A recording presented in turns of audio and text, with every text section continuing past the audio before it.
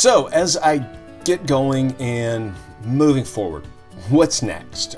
We've looked at what was the original plan. We've looked at what changes have occurred and where the current state of the school and where I'm at. So really that brings up, where we're going next. Some things have changed, but a lot hasn't changed. I am reconnecting with those prior teachers that have been gone and they're back and working on that, and we're getting that up and running again because they really wanted to do those and they were excited to do it. So that's actually going to be happening, and we're working on that for the spring semester and some of the summer planning that we're doing. As we look back at my PL plan that I had put together, what I was doing, that why, wanting to develop stronger problem-solving skills, that is still key and focused in everything that I'm doing and everything we're doing. We haven't lost track of that. And that PL plan outline that we put together, still using a lot of key pieces of that. Some of the details have changed, but we're still using what we're doing there. We're giving teachers time to learn things, and I'm working on that. And that ongoing support. One of the things I talked about was with the summer work, working with these teachers. And we've been working with them, and I'm continuing to work with them. So this was something I had not on my radar at all, but it's come up, and then I'm using that plan. I'm using those things that we learned to reconfigure that plan and to put it together, to use that, giving these teachers support. We're actually working with them over the course of a year or more to keep them going and get them going. And then those same things that I'm learning in that community engagement initiative, I'm actually applying in class with my new role as a department chair.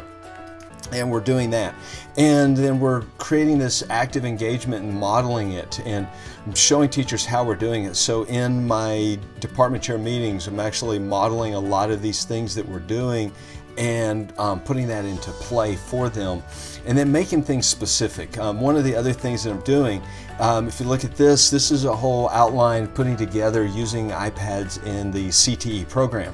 So taking a lot of what we did is we realized we need to do things better in what we're doing. Computational thinking, great, awesome, using it in these core classes, but then these CTE classes, some of the teachers are awesome and they're doing these really deep reflective processes, and students are learning to apply what they're learning, and they're being innovative and they're being authentic.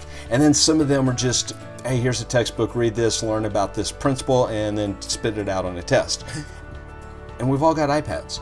So I'm actually been putting together a whole plan and using that and working it, taking the same thing that I did as I put the computational thinking planning together, and then doing that with the iPads and using that in CTE. So as you see things in here, like, getting to why do we do this and how do we do these things intentionally, and phasing it in steps where they're learning how to work with their learners, to use their iPads in an authentic way, to get to deeper learning and that computational thinking. So while we're still talking about this idea of computational thinking, which is breaking a problem down and then breaking into steps, well, in CTE, you do that in a very authentic way as you work on it in a career-based environment. And so I'm taking that, and how do we use the tools we've got? And how do we use this iPad in those CTE environments to do that authentic work and to reflect on it? Things like making videos. Well, they're not... Yes, we have video classes, but let's say it's a business course or a finance course.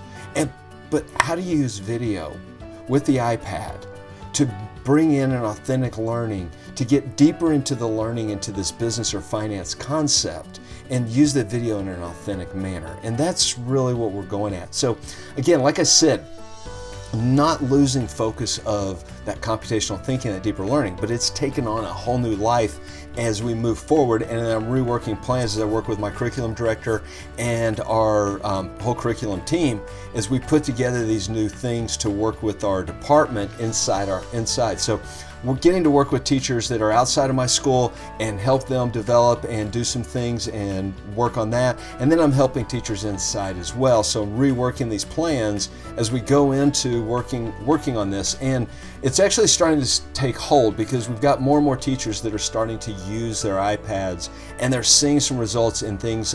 We have a group of some standard testing called precision exams that we are able to do some baseline work with. They're not getting graded on how well students do on the precision exams, but I'm working with them to use it as a way to gauge the advancement of the students and really pick and choose those things, and then using the iPad in those authentic projects and those authentic ways. We've got some PBL training coming up. There's a lot of things going on that we're really moving in some neat directions, but I'm able to take this that I did here with our PL planning and then tweak that and turn it into a new plan that's working on bringing these iPads in and using them well inside the class. So these students aren't just, okay, well, let me put the iPad away and get out pencil and paper, and we're going to go take a test over finance, or we're going to take a test over anatomy. We're going to actually do things more authentically, and that's really great.